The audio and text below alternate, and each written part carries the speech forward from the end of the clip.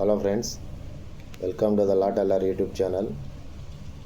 ఈరోజు topic 379 theft of IPC and 303 of BNS. ఈ దొంగతనం కేసులు చాలా ప్రాముఖ్యత చెందుకున్నాయి మన ఇండియన్ పెనల్ కోడ్లో కానీ బిఎన్ఎస్లో కానీ.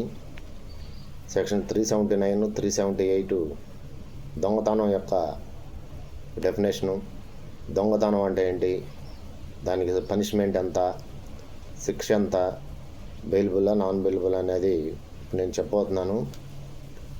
దొంగతనం case 379 of IPC and 303 of the BNS ప్రకారం ఈ దొంగతనం కేసులు 3 సంవత్సరాల నుండి 7 సంవత్సరాల వరకు శిక్ష పడే అవకాశాలు ఉంటాయి.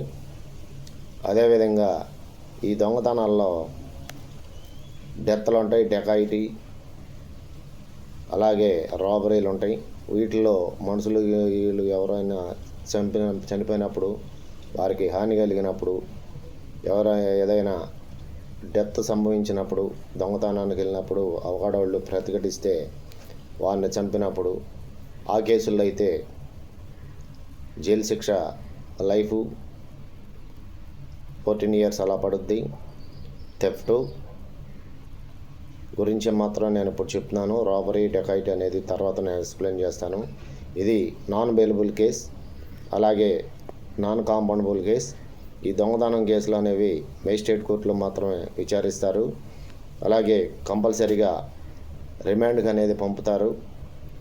రిమాండ్కి వెళ్ళి ఆ కేసు యొక్క గ్రావిటీని బట్టి కంపల్సరీగా మ్యాక్సిమం ఎస్ఐ యొక్క అధికారాలను బట్టి రిమాండ్కి పంపిస్తారు మ్యాక్సిమం థెఫ్ట్ కేసుల్లో. సో ఫ్రెండ్స్, దొంగతనం కేసు అనేది section 379 of IPC, section 303 of the BNS ప్రకారం ఇది నాన్ బెయిలబుల్ కేసు. అలాగే 7 years and below 3 years, 7 years శిక్ష పడే కేసు ఇది. సో ఫ్రెండ్స్, మరో వీడియోతో మరలా కలుద్దాం. Until then, by.